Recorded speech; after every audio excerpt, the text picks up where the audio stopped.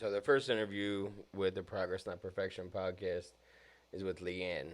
Leanne is about 6 months sober, and she has quite the story. I tried to, it was tough, and I can't imagine being in even her shoes.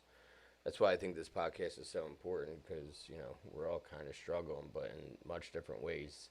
Sometimes you just don't realize your struggle until you hear somebody else's, and this one is one of those where you're just like, wow, I'm, you know what? All right, if she can do it, I can do it. Because even though I'm already sober and I have, decent amount of time in comparison, I feel like even more so. If she can do it, then I can continue to do it. You'll see what I mean when we get into it. But, talk about up and down. She's doing it. Now she's living it. Now she wants to, be sober. So that's what's important. And you're going to see a lot of that. You're going to hear a lot of that. She is dedicated to doing this. It's going to take time. But, you'll see for yourself. It's a long hour. Just strap in. It gets kind of tense. There's some trigger warnings, abuse, child trafficking. The list goes being laced. The list goes on. So just some trigger warnings for you. It does get intense a couple different times, a few different times. She's doing it. She's here. She's sober. That's all that really matters at the end of the day. Enjoy the episode. Name is Leanne. Yeah. Okay. And you're sober? I am. sober. I had 6 months clean, and then about 3 weeks ago, about a month ago, I relapsed for a weekend, and I was hating myself. You know what I mean? Like, I was in that bit of self-loathing. And I've been going this completely by myself. No NA, no AA, no real professional help. I never went to a rehab, nothing like that. So I had that weekend, and I was like, I didn't miss this. Yeah. I don't want this. And it was as easy as, I'm done. Like, I just put that away. I have 4 kids. You know what I mean? So I have to be good to focus on them. Up until that point, I was thriving and I was loving life, and so I'm gonna get there. Yeah. So you know what I mean. What was your drug of choice? Meth. When did you start? When was the first time that you were just like, this is what? I know for me with like pills, that was my drug of choice, and the first time I did pills, I was like, where have they been, and how do I get this every day, all day? Right. So my story is kind of funny. Not funny, but to me, it's not your typical story. You know what I mean? Like, I didn't just decide one day that I wanted to get high because people around me were doing it. It wasn't my friend group. It wasn't anything that I was around. I've always been focused on being a mom. I was a wife. I was a mother. 2019, I left my husband. We had a very, very, very abusive and toxic relationship. My father was an addict my entire life. So I was always around drugs, and I hated them with every bit of passion. Like, it was the epitome of evil to me. I could never, how could he be that way? You know, he wasn't there for me. So I never wanted to be that person. And then I got caught up in some really bad situations. And my choice to start getting high was because my drinks were being laced for 2 weeks before I realized that was the issue. I'm bipolar, and I thought that I was on a manic episode, and when I was coming down from my crash, I was like, something doesn't feel right. Like, this isn't okay. And there was a really, really traumatic incident that happened. A couple of guys had grabbed me off my porch and took me behind my house, and they assaulted me. I woke up the next morning in the fetal position in my house in new clothes, no idea how I got there. My ex-husband had called, tried to 302 me, had children and youth and mental health and the police. Everyone's at my door pounding. So they took me into the hospital for a psychiatric evaluation, and they ran a tox screen on me, and they were like, so how long have you been using methamphetamines? And that was a surprise to you. I was like, whoa, Yeah. hold up. What do you mean? Yeah. Like, what? You know, like. Yeah, I don't like meth. I'm anti-drug. And coming out of the hospital, dealing with that traumatic incident, but I hadn't told anyone in the hospital about it because now we're focused on, hey, she has an addiction. Yeah, she's on meth. Let's not talk about the other things that happen. Let's forget the fact that she's in a crisis mentally, but we need to address this. And I was like thrown. I'm not an addict. Yeah. You know, that's where my mindset was. I started seeing this guy who was a recovering heroin addict.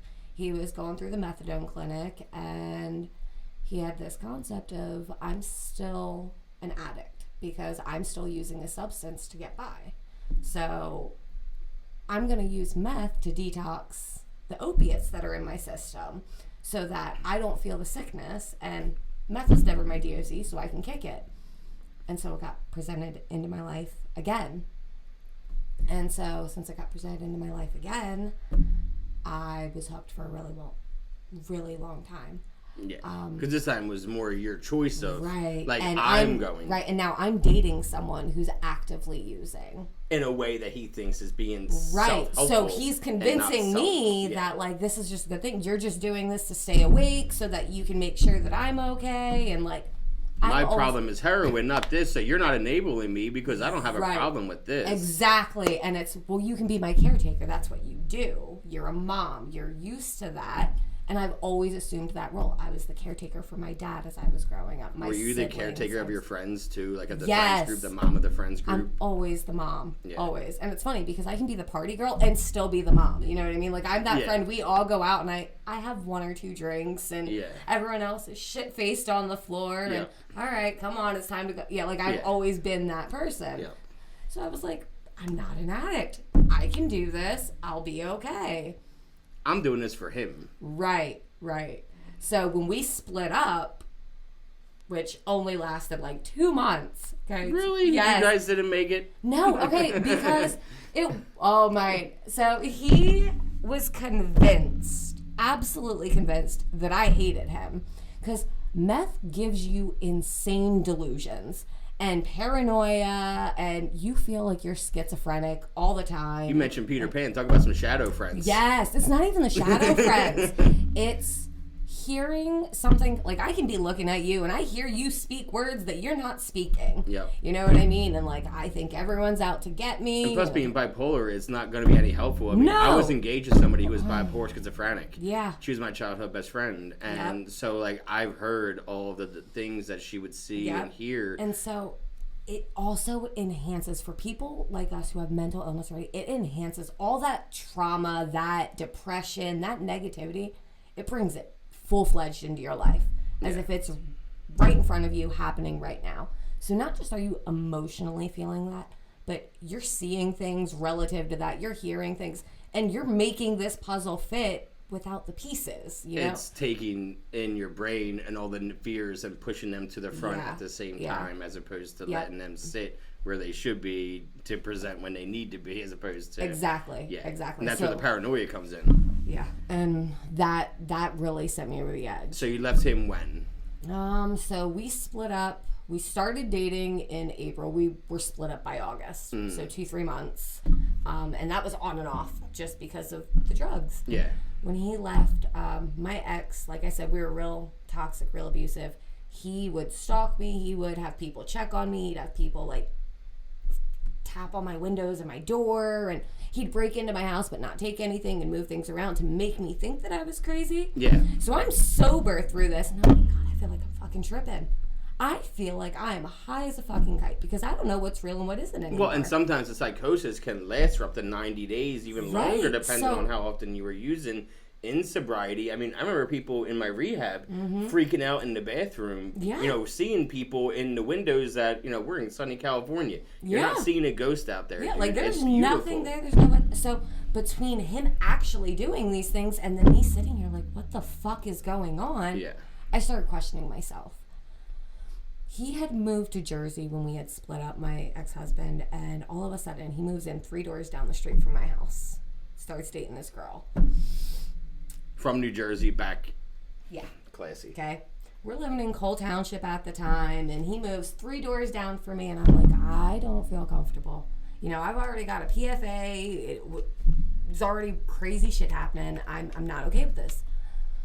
He's calling children and youth on me every single day. At this point, I'm sober again, you know? So I'm thinking there's no big deal, and they come, and he's calling my landlord, and my landlord's flipping out. He's telling my landlord I'm running a brothel and a crack shack, and so I've got all these people at my door until my children and youth caseworker shows up one day, and she's like, Leanne, just leave. She's like, I'm not here to take your kid. She's like, it's safest for you if you just leave. And this is when you were down in Lebanon. No, I'm still up here. Oh. I'm still up here. So I leave, you know, and for about 6 months, we move from place to place. I go from there to Reading, and from Reading to Harrisburg, from Harrisburg to Lebanon, where my mom is. That's where I grew up. It's my hometown. I lived in Palmyra for a little bit, Okay. and Hershey and all that. Yeah. Yeah, that's real close by. And so I'm there, and I'm starting to regain some stability for me and the kids. And then my mom and my ex-husband start talking on the regular. And that just throws me for a fucking loop. I feel like Facebook would have been the one to introduce Facebook, FaceTime, phone calls, because I have a PFA, so I'm not communicating with him. So he has to get his information somewhere. Right. My dad's in jail during this time, and he gets released. COVID just hit, so everything's like shut down. You're not even supposed to travel out of county. Yeah. They release him early. So because of COVID, they have to. Without a home plan or anything, they just release him. So he's standing in the middle of Pottstown, and he calls me, and he's like, look, I understand you had nothing to do with me. Can you come pick me up and just get me somewhere so I'm not standing here on the street? I'm a sucker for people. Like, that simple. People who need help. I don't care who it is, what wrong you've done, whether it's to me or someone else. If you're in need, and I can help, and I have the means to do so, I do it. So I drive all the way out to Montgomery County. I pick him up, and I'm like, all right, where am I taking you? I don't know, take me to Lebanon with you, and I'll get a hotel or something. And so he gets there, and he starts staying at one of my friend's houses. My friend's like, don't worry about that. Come stay with me, and we'll get you squared away. And I should have known right there and then, like, this is just going to be fucked. Yeah. You know, that simple. This is one of those friends that maybe, like, they shouldn't have been with. Right. So the friend he's staying with and I start dating and get in a very serious relationship. From there, my dad's back on drugs. This guy's smoking spice, and I get sucked right back down that back. Like, it's so readily available, and I never realized how it's everywhere until I was in that world. You know what I mean? And once I got in the world, it was like, I couldn't get away. Yeah. I can't escape. I don't know how. Yeah. So I stay with this guy, and COVID shuts down. The school shut down. I'm like, you know what? This is how we're going to get away. And I'm going to get everyone clean. I'm going to get everyone straight. We're going to go take a camping trip. We're going to go upstate. We're going to camp for a week. You know, middle of fucking nowhere. You won't need a mask. You don't have to worry about things being shut down because we'll be isolated. Shit, might as well detox. You know, good place to do so. That trip ruined my life. Changed my life. Like, and sober people are like up in the woods flashing flashlights at us from the woods, calling my kids into the wood. Like, I don't know where the fuck we were. We were up in Tioga County, and I don't know where we were. I don't know what was going on. There was just a whole shit ton of crazy. Like, from up in that area locally with the local scene that was like trying to. Yeah. And I don't know if it was like a smoke screen or what it was, but like my car, my kids and I were driving around in the field, you know, like four-wheeling, and my car got stuck in a sinkhole. And we go down the next day, my car's broken into and things are all rummaged through, and I'm like, fuck, at this point I gotta be high to stay awake and see what's going on. So I picked it right back up, you know, and all week, and then things progressively got worse because now I can't differentiate between what's actually happening and what is in your head as a fear that you think could be happening. Right.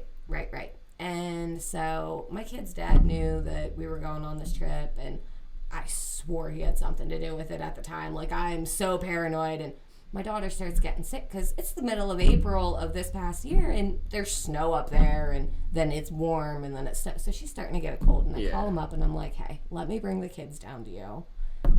And so I take the kids, I bring them all the way down to Smoking for them, I drop them off, I head back up. I'm determined to figure out what's going on. And I'm high as a kite. I'm soaring through the sky. I get up there, we open the door, and the whole cabin bursts in flames. Up in flames. So now I'm like, okay, I wasn't just high, and I'm not fucking crazy. Was it a lab? I have no Because, well, it would have been so... It's almost like that thing of like, oh my God, I'm a meth head, and they have a meth lab. It's like, you know, the movies of like all of a sudden someone's in the middle of nowhere. And oh my God, it was literally like Wrong Lost. Turn or Hills Have Eyes. Like it was some absurd shit that you only see in the movies. Yeah. And still to this day, I'm working with my therapist through it because I'm trying to differentiate between what actually happened, what didn't. I've gone back up twice now and checked the grounds. Cabin had kerosene, propane tanks, all kinds of stuff. Only the cabin burnt down. Nothing around it blew up. None of the trees caught on fire. It was definitely something combustible inside of there. And the cops didn't call us until 2 weeks later. There's nothing in the news anywhere about it. There's no information. So I had no idea what happened. And it screwed me up so bad. By the time I got back from that trip, my kid's dad had already known about the fire that I didn't tell him about, that's not in the news. And he had told my mom that I caught all of mine and my kids' shit on fire in a meth lab. So it was somebody to make it look. So I get back and my mom's like, sorry, you can't stay here anymore. Fuck. So my kids go to their dads. My other 2 kids stay with her. And I'm living out of my car. And that's when full blown, I mean, not that I wasn't addicted before that, but that's when it hit me the hardest. Yeah, that's... You know what I mean? Yeah. So now I'm living out of the car. And it's me, my dad, and this gangbanger that I don't even really remember how he got thrown into this mix, but now he's like living out of the car with us too. And so it gets to the point that we're living out of hotels, living out of my car, we're driving here and there, and we're just driving 24/7 because we don't have anywhere to go. And it's exhausting. It is mentally. It was physically exhausting. It was mentally exhausting. I can't tell you how many times that I would get high just because I didn't want to sleep. I didn't want to close my eyes. I didn't know what was going on. And it kept getting worse. You know what I mean? Like, it was like that avalanche or that snowball where effect. It just starts here, and then next thing you know, it's way bigger than you. Yeah, and I got to a point that I was like, I have absolutely no idea what I'm going to do at this point. And this is when are we at now? This is... April, May of 2020 or 21? 2020. Okay. So this ran into... All summer long. About August, yeah. And somehow we ended up in Danville. I mean, like I said, we're living out of my car. We're just traveling the state, and we're like, fuck it, we might as well make an experience out of this.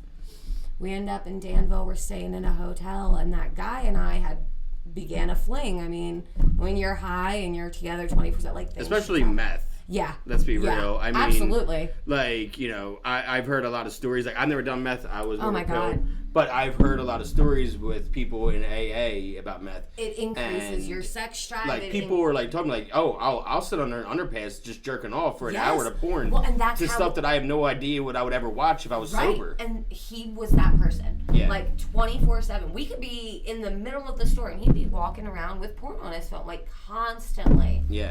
And then it got to a point where I was on that same level or I didn't have a choice. Yeah, one of my best friends that's sober is meth, and that was his DOC from 19 to 39. Oh my God. In and out of rehabs until 39, and now he's 43, and he's got like 2 years because then he relapsed. He was in charge of me in rehab, and then he relapsed while he was in charge.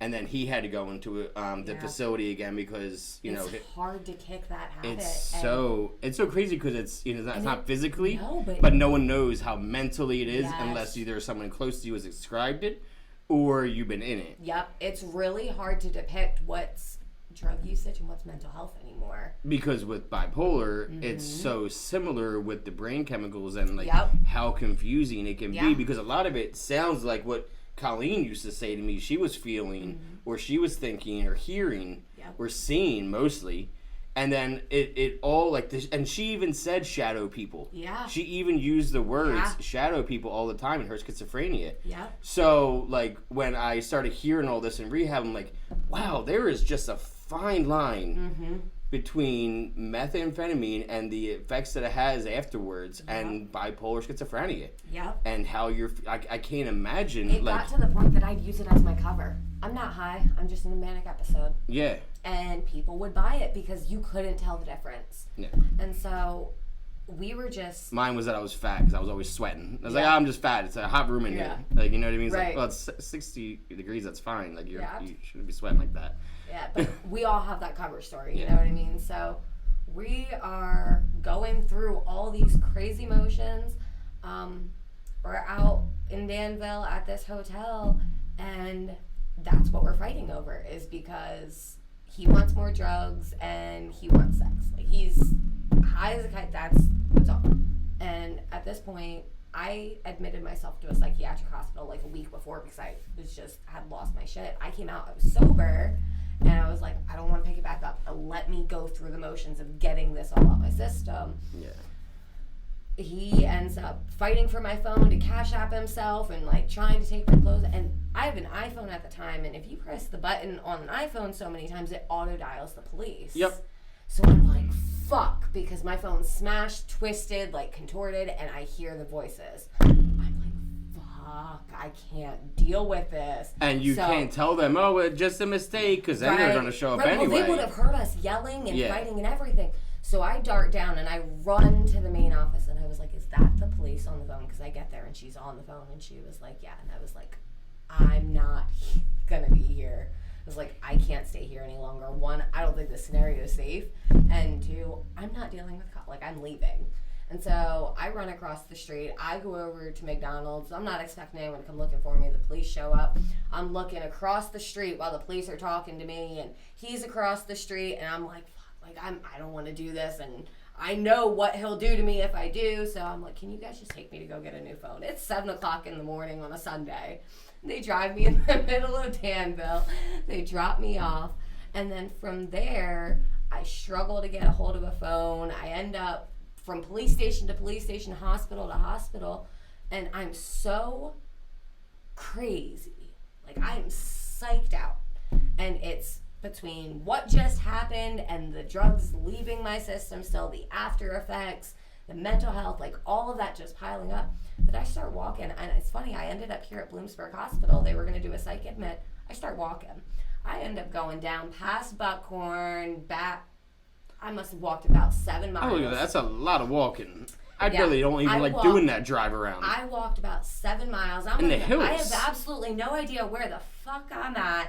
I'm in the middle of the woods, and I come across, there's this little bridge right there. And I was like, I gotta pee so bad. Like, that's all that's on my mind at this point. I just gotta piss, and I don't want to piss on the side of the highway in front of all these cars. So I walk across this bridge. I'm in pants that are too big for me, an oversized hoodie. It's the ass crack of summer, and I am just a whole mess. Yeah. And I walk over, and this guy's waving. He thinks I'm his neighbor. And I was like, can I use your bathroom? And he was like, I mean, I guess. So he brings me in, and I'm using the bathroom, and his wife comes down. She's like, what the fuck is going on? So he's telling her, like, I don't know. I passed her driving from Buckhorn a while ago, and I didn't realize it was her. I thought it was the neighbor, and she asked if she could use the bathroom, so I let this girl use the bathroom. She comes out, and she's like, honey, what is going on? Like, yeah. You look like a hot mess. What? Yeah. How can I help? Why don't you sit down? Let me get you a drink. Let me get you some food. And so she's feeding me, and I'm calling people from her phone because I've got no phone. You know, I have no way of getting a hold of anybody. Yeah. She calls my mother for me, and she's like, look, what do you want me to do with this girl? Because she needs help. And how old are you at the time? 27. Okay. So I'm like, Mom, I don't know what to do. I was like, I need help. And she was like, you need to go to rehab. Like, I don't have any drugs in my system. Like, I'm not getting high. People forget that rehab is Not even just the first 3 days. Right. And a lot of people even go to the hospital first to detox, and then they go to the 30-day That's what my dad treatment. just did. You know, you do the IOP classes in-house. Yep. I mean, you can get a lot out of it. It depends on the rehab. There are a lot of sketchy ones out there. Well, I have absolutely no experience except the fact that my dad just got out of Friday. Yeah. And he was at White Deer Run, and he's been using drugs since he was 15. He's 48 now, 49. It's the first time in his life he's ever got help. So that's the only experience I have with rehab is what I know from his experience and what there. you've seen him do. Right. Yeah, White Deer Run actually just reached out to us to be a sponsor. Really? Yeah, they're supposed to be That's stopping cool. by this week. So she calls me and she's like, look, you just gotta go to rehab. I'll take care of the kids. Go get help. Like, all right, fuck it. Like, I don't know what else you want me to do. Yeah. So they call the state police. State police take me up to Danville Hospital, and they have a certified recovery specialist come talk to me, and they have mental health come check me. Mental health won't take me in because I'm not a harm to myself or anyone else. Mm-hmm. At this point, I'm just calming down from a traumatic event. CSR is like, well, rehab really doesn't want to accept you because, you know, and the hospital's like, well, she can't stay here. There's nothing medically wrong with her. And I was like, okay, well, when I was living in Harrisburg, I was trying to work with the YWCA to get into their shelter. We're calling all the shelters, and they're like, look, we can't take her. COVID, and we're minimums. We're not taking anybody. We're only kicking them out. Yeah. Yep. They're like, we can't do anything for her. So it's like 3 o'clock in the morning. The CSR comes back, and she's like, look, I work at Gaudenzia, and I can take you there, and I don't know how long it'll take, but we'll waive any fees so that you have somewhere to stay until we can get you into a shelter or something. I get there.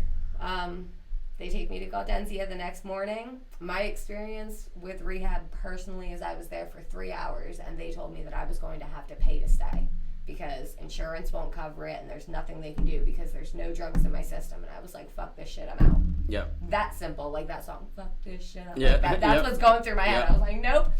And I'm packing my bag up, and they're like, well, your other clothes are in the washer. I was like, take them out. Yeah. Like, I can't afford this. Yeah. Take them out. So I'm walking from Gaudenzia down through All the Cole rehabs Township. are the same. The first thing they do is they take your clothes from being on the street and they throw it right in the washer because they don't want it. Yeah. Oh, Right. yeah. Yep. That makes sense. But I was like, nope, I want them. Let's go. So they grabbed all my stuff. I'm wearing what they gave me. I've got this, like, trash bag, like a hospital trash bag, the real thin, fine ones. Carrying it on my back.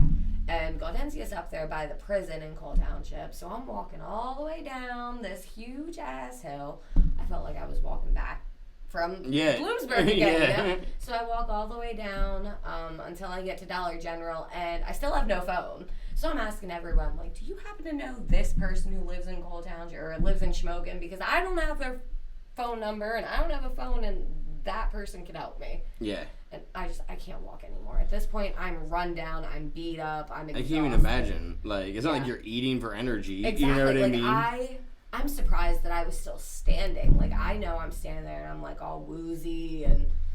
We've had 4 kids. That gives you some strength. Yeah, maybe. But I think a lot of it has to do with the adrenaline, too. Because when you're in life or death situations, or what you perceive as life or death situations, and your survival instincts kick in. Yeah, when you don't know what's going to happen next, and you have to be on complete alert. Yep. And especially when you're already dealing with off and on manic states your entire life, or at least since puberty, probably.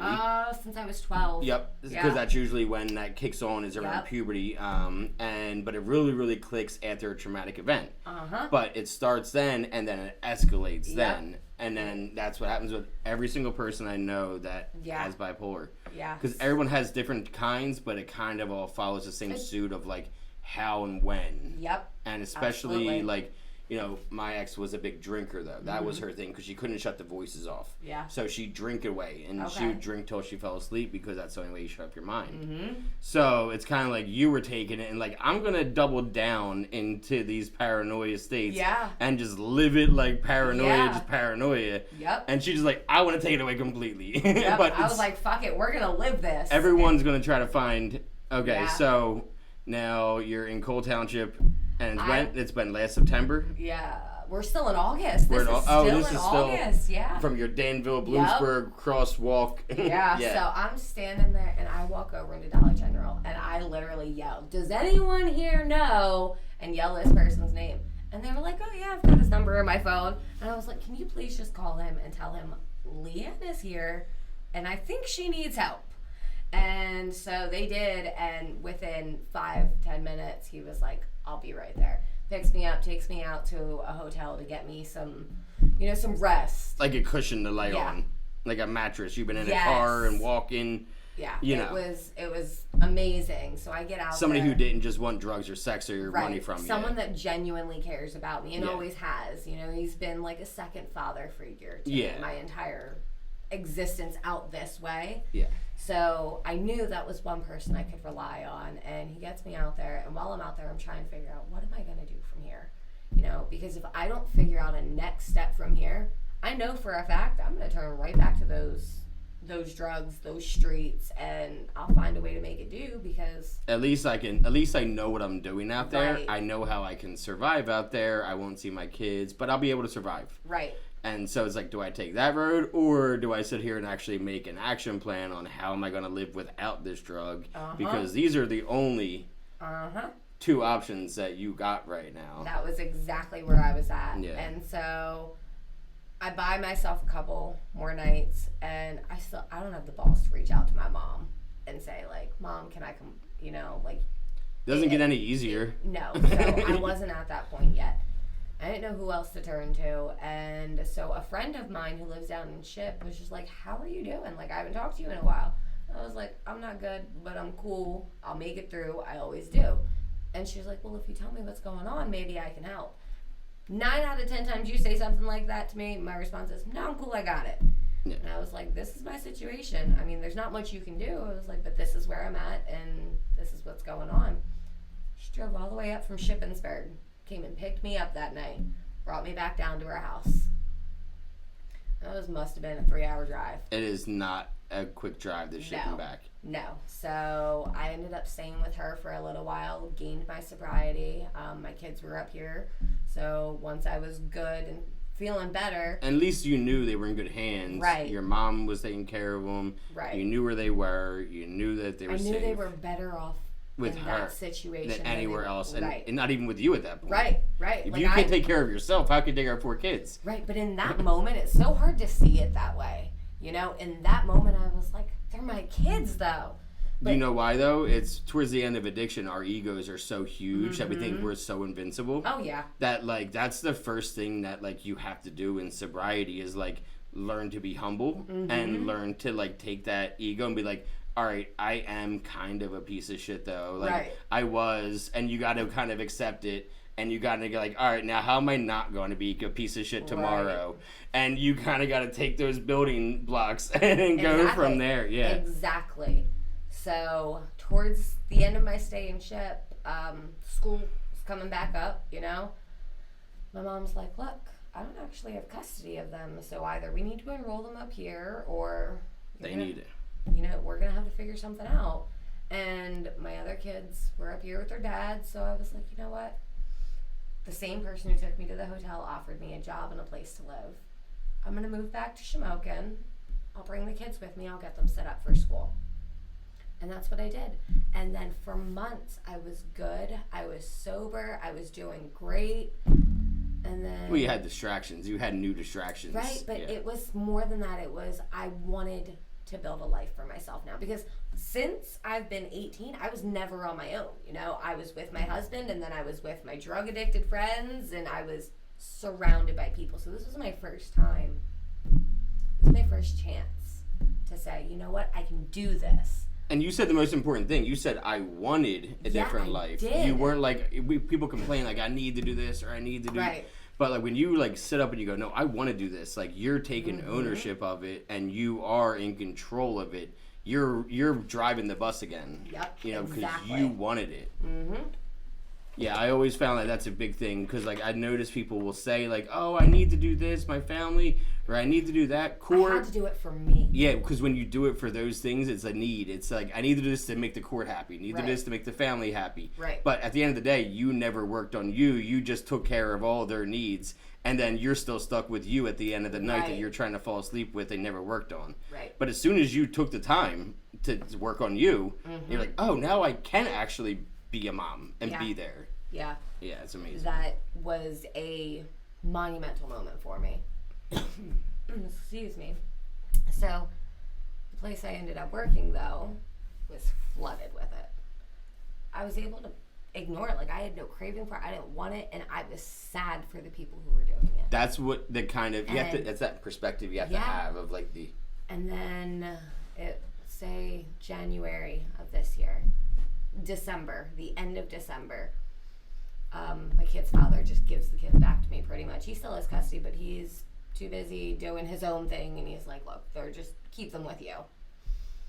And I end up losing my place simply because I couldn't afford the rent there, and so I end up moving in with a friend.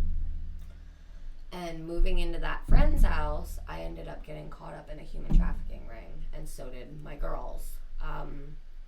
And so I fell back into the drugs. I fell back into a lot of really bad things, but then I was introduced to an even darker world than what I knew existed. And like drugs had already consumed my life before, so I knew how bad that was. But then it got to the point that there was ads of my children posted online for sex, and someone tried to take my daughter out of the house on Christmas Day. And so it blew up into this thing, and I was assaulted a lot as a child. And still to this day, I have no confirmation, but everything in me tells me that as often as I was assaulted, it wasn't by chance. You know what I mean? And then I've talked to some other family members, and I wasn't the only female in the family it happened to. So everything tells me that I escaped trafficking as a child. And now here my children are being put into that same situation. I'm already stuck back in it.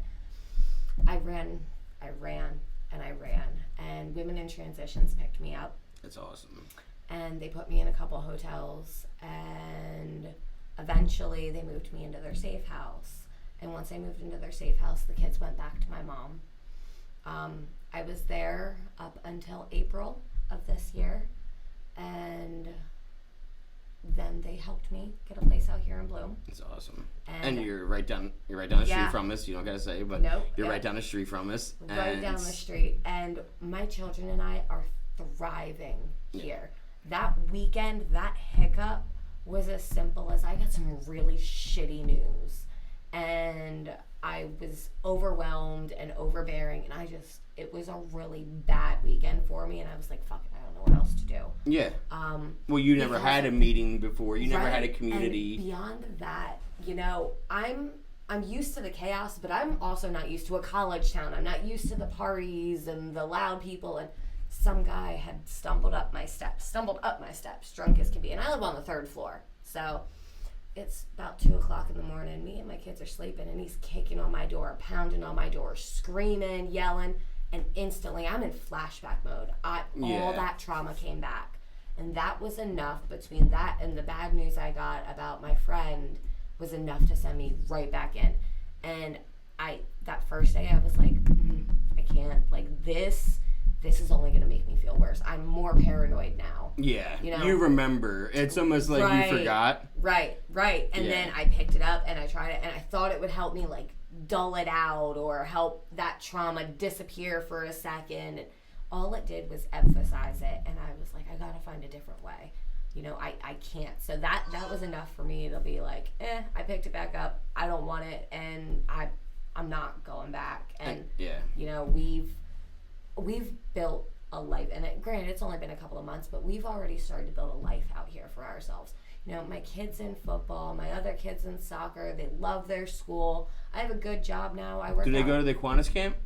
No. You know about that camp? I do. We take our kid there every morning, drop him off at 8 and pick him up at 1, and he comes back dirty, and we throw him right in the shower. He's exhausted, and Yep. we don't have to.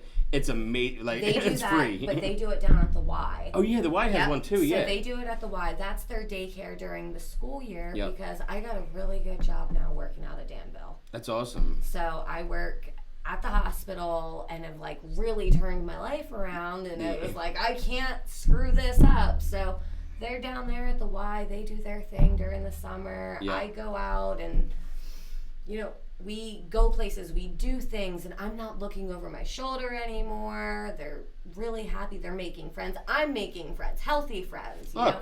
I'm making healthy connections. I'm reaching out. I mean, I was really tossing around the idea when I saw your post on Facebook, and I was like, Wasn't it you that was like really on the fence about even messaging? Yeah, because here's the thing. Like, I've never done the meeting thing. I have a 12 steps book back at my house, and I've read through it, and I just, for some reason, like, and it's nothing against 12 steps, and like for my dad it's working great, but for me it wasn't something that I felt called to. For me, my spirituality has been a big part of my tarot, my oracle cards, my crystals, my meditation. You sound like Mikey. Like seriously, all of that, my pendulum conversations, like my conversations with my heartbeat. And on top of all that, it's funny because I've got like this mystical spiritual side, but then I have my church side too. Like we go to church every week, and I go to LCBC, and I stood there today in prayer with the guy that sang this song, and it was like, why, God? Like, why do you allow this crap to happen? That was the message. That's something I needed to hear.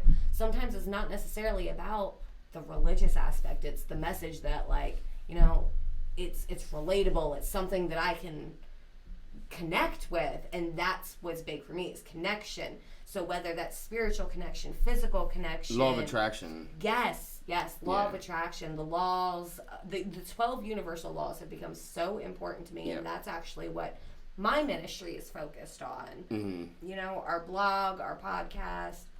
We're hoping to launch like an actual group, but the whole concept is to be soulful, and not like soulful as in the word soulful, but soul. Full. Yeah. Like my soul is full. Yeah. My soul is full. Do you know what my biggest thing? Because like I was born and raised Catholic. Graduated from. Mm-hmm. I even went to a Catholic high school for a little bit. Okay. And I graduated from. I'm still a public school product. Mm-hmm. I went to the CCD classes like once a week and all, and made my confirmations or all my sacraments. Yep. But I just, especially with the Catholic Church, what was going on, I really just like. Yeah. My eyes were wide open to what was happening, and my ears, when I was paying attention, I was just like, I can't follow that. Like, I just had a mic. So I just hadn't had anything. And then when I got sober, they were like, no, it's more about spirituality, not religion. Right. And I'm like, can you explain that to me, though, in a way that I'm going to understand? And one of the guys I'm good friends with still, he was like, yeah, people that are religious are people that fear God. Yep. People that are spiritual have been to hell and back. Yep. And they know what it's like. And they just know how to live every day through it. Mm-hmm. But the people that are just religious, they are just God-fearing. Yes. We're the ones that are just like, nah, we've been there, done that, we've seen it. I don't think there's anything that can scare me at this point. Exactly. Like, I've seen it all, I've been through it all, and I'm tired of living in fear. I lived in fear for so long that there's no way in hell that I'm going to fear someone that I don't know. When there in front, what I mean? Mikey and you will get along well with tarot. She does tarots out of here now. She's gonna be doing. She did 3 readings, I think, today alone. Oh, that's cool. Last people were coming through, and she's really into crystals, and she's really into witchcraft. Yep. But so she even made a spell, like a money spell for us a while ago, and so she told me about it. I was like, okay, cool. She was like, on a weekend we're gonna get money. I said, okay, and then I forgot all about it, right? And then we were at my brother and sister-in-laws, they had a kid, and they were at a baby shower, and my dad had handed me some cash, and he was like, here you go, like just a little something, because I know you've been struggling, and wasn't expecting any money, and I didn't count it in front of him. I'm just like, okay, thank you, pocket, count it later, And I get in the car, I was like, holy shit, he gave us $1,000. Yeah. And then she smiled and pulled the vial out of her pocket. Yeah. She was like, I had this on me.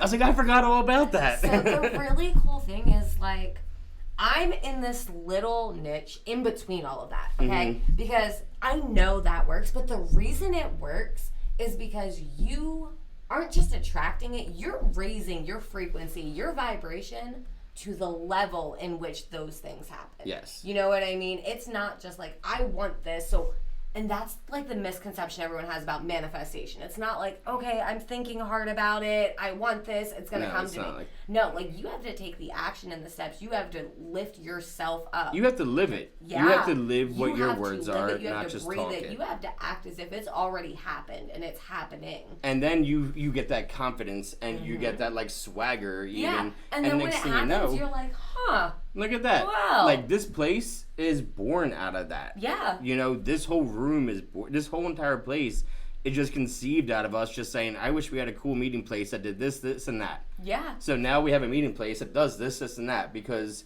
you can't just talk about that. Yeah, no, if you want it to really be there, then you put it there. Right, but by taking those steps, it's funny because once you make that initiation, everything kind of falls into line as long as you're taking the action. And on top of that, your confidence. Yeah. You're like, I can do this. Yep. And for the first time, you're like, I got this power now. Yep. When you change your mindset and you change the energy that you're putting out into the world, the energy you receive changes with it. For me, it's happiness. I choose to be happy. Yep. Like people, whenever they say, "Oh, I feel sad," or "I don't feel happy right now," it's like, well, happiness is literally not a feeling. Right. It's just something that you can just produce.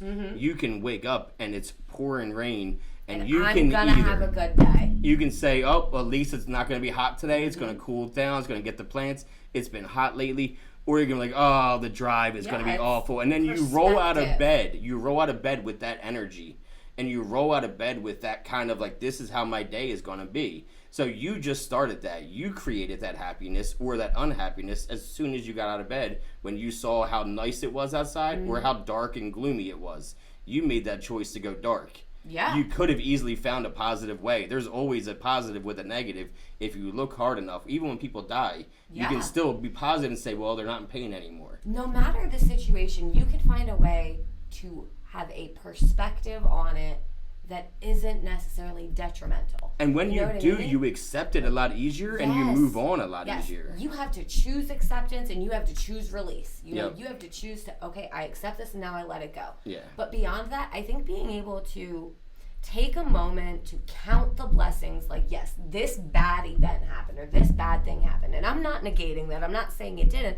But this, and this is still happening too, and I can be grateful for those things. And what can I do now anyway? Right. And as soon as you get to that, like, over that dwelling, and past that to the point of, like, I can't do anything about it anyway, it happened, it's horrible, and I hate that it happened, but how can I do something again so that I won't have to feel this way again? Yeah. That's something you can work on, is that action, like we talked about the action. Self-reflection. Yeah, you find, like, where did I go wrong so that next time I'm presented with this, I take the road where I don't do the drugs as opposed to the road where I know where this will lead me. Yeah. It's all the same. It's all about progress. Yeah. And, like, so Weird. Yeah.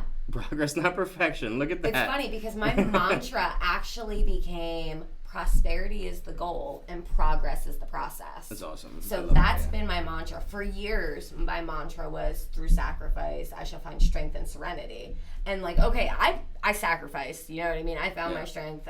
Maybe I haven't reached serenity yet, but my progress, that's the process to getting there. That's really awesome. So I've kind of like adapted these little things that when I'm having a hard time adjusting my perspective to say like, wow, this is just a shitty day too. It could be worse. Like when I can't shift that, I have to like replay that in my head. Prosperity, goal, process is the progress is the process, and that makes a world of difference. Just having those little things to remind yourself. Like, those mantras are huge. Like, I got out of rehab and I got progress, not perfection on my arm. That's awesome. Right here in the inside so that I can always look down and see it. It's right there. I got one day at a time right here. I have et ego vici written on my arm. This is hope in Gaelic, you know, like. This is I overcame in Latin. See? You know, like little things, I got my Latin somewhere. So, Carpe diem right here. I knew I had Latin somewhere. This was actually my beauty coming out of chaos. So it was like two people splitting. And it was this, oh my gosh. We both have two people. So this guy. I have myself fighting myself. That's really neat. So I found it really neat. Guy named Gypsy Manson did this for me. And he is a amazing person with his own addiction story, his own mental health issues. And when I told him a bit of my story, he was like, you know what? I have the perfect piece for you. and I want to do that one. He's like, no charge. And so this has been my favorite. And that was free, yeah. Yeah, I didn't pay a dime for it, and it's my favorite because it really it's represents. a story. It's just that I care more represents about my whole life. You know? Yeah, tattoos to me are more about a story. If you have one, I don't want to hear that it's perfectly done and you got it in some shop and you don't remember the guy's name. Right. Like I have like 40 tattoos and like 25 of them were done in a front yard in Venice by a girl who is a graffiti artist and muralist that did. She did this one and this. But her name's Muckrock, and she did I had her tag my arm last, but everything she did was without a stencil. Oh, wow. Like, complete that's awesome. trust me, sitting there across from her. She did Carpe Diem upside down. That's neat. Like, looking me to you. But, yeah, she's done a bunch. Not all came out perfect. Like, 9/29, my birthday, got all messed up. But guess what? I don't care. I got it in my garage. Progress, not perfection, right? Exactly. Like, I'd rather have the story behind it than, like, I don't know who did that, but, yeah, it looks awesome, doesn't it? At the end of the day, stories are what you're going to remember. You know what I mean? At the end of your lifetime, you're going to think about the things that happened and the story that you have to share more than anything. It's what we learn from. It's what we teach other people with. How many times do you tell your kids, when I was your age, I did that, and it didn't work out so well? All the time. You know, it's that story that you have behind that you just saved that kid from breaking his leg. Or a story that you share that can benefit someone else, or like, I've been there, I get it, or... You know, a story that makes someone laugh, but stories are so instrumental into that's how every this is born. That's you know why this is born, is just talking and just telling stories. Why we're talking now. Yeah, and it's been awesome to meet you. Like, I think I like meeting somebody this way. Like, it's my first time meeting somebody this way, but I think it's really organic. Oh yeah. Because it's like raw, I don't know anything real. about you. It's like I'm just getting to know you for real, and I just like almost forgot the mics were there for a while. You know, which is awesome. You know, and I hope you come back for the meetings too, because like I'm really looking forward to them. I already know you and her are going to get along because of everything you said. She would be going crazy if she heard all the things that... I'd love to talk to her sometime. We're going to be here, like, 3-4 times a day for meetings. When do your meetings actually launch? Tomorrow morning. Well, this is going to come out. I'm not sure when. But tomorrow morning, Monday morning, is when they start. Today's July 4th, just for a record. And tomorrow morning, and then 9 a.m. is the mental health check-in. 10 a.m. is the meditation for 45 minutes. Then at 6:30 on Mondays will be the abstinence from drug and alcohol meeting. Not AA, but just kind of like it who doesn't want to go to AA. Right. Or AA that just don't want to go to AA that night, or just, whatever. And then after that, at 8 o'clock, will be a mental health check-in from 8 to 9. Tuesday will be the same thing, except for every day at 6:30 will be a different meeting. Right. So Tuesdays are cannabis patient meetings. Wednesdays are for women empowerment, so it's like trauma meetings. Yeah, that meeting is really, really cool. There's not much like that out there. I was really stoked about that. Yeah, that's something we thought was really important for the community. Thursdays all about LGBTQ. We have a separate one for the youth to use a meditation room even. Because 75% of youth that are homeless are LGBTQ kicked out of their house. Fridays, really? I didn't know that was such a high stat. Yeah, I think it's actually 80%. Wow. Fridays are for harm reduction, so people that are just trying to taper, that kind of thing, and trying to learn how to do that. Bonus Friday nights, midnight meeting. I love midnight meetings. 11 p.m. to midnight, and we don't turn the lights on. We just have like a string light around the room and keep the lights down a little bit. That's neat. And just how was your day, kind of thing. Yeah. And Saturdays, I forget. Sundays are COVID relief. Yeah. I think Saturdays might be the trauma one. I think that's what it is. And then, Wednesdays are the women empowerment one. So, you guys have a lot of unique groups and a lot of really cool groups. And we're going to add more groups, too. If, you came and it's like, hey, I want to do a group on X, Y, and Z, and I have 4 other people that would come to it. Okay, well, we could do Wednesdays at this time, Thursdays, and then you're committed to that day and that time slot with your group of 5 or more if it grew. I would love the concept of a domestic violence group. There are not a lot of domestic violence support groups. Yeah, we are thinking that the trauma one is going to end up splitting because it will get big enough that it will need the specifics because of what you're saying. We know that there's going to be people that want to come to that one. Did you know that out here in Bloomsburg, the number one violent crime is actually domestic violence. I can 100% believe it. Actually, and that's one of the reasons that we're going to be locking the doors during meeting times. That's so great. when you're in here during the meeting, you're going to know that you're in a locked room. Yeah. Right. I'm going to lock it at 15 minutes into every meeting. So if you're late to a meeting, call somebody inside or you're not coming in. Right. So get here on time. Okay. You know? But I'm giving people a 15-minute leeway, then locking the door after every meeting just for that kind of peace of mind, too. I think that's a really awesome idea. But thanks again for coming down here. It's been awesome. Thanks Absolutely. again. Thank you. Bye.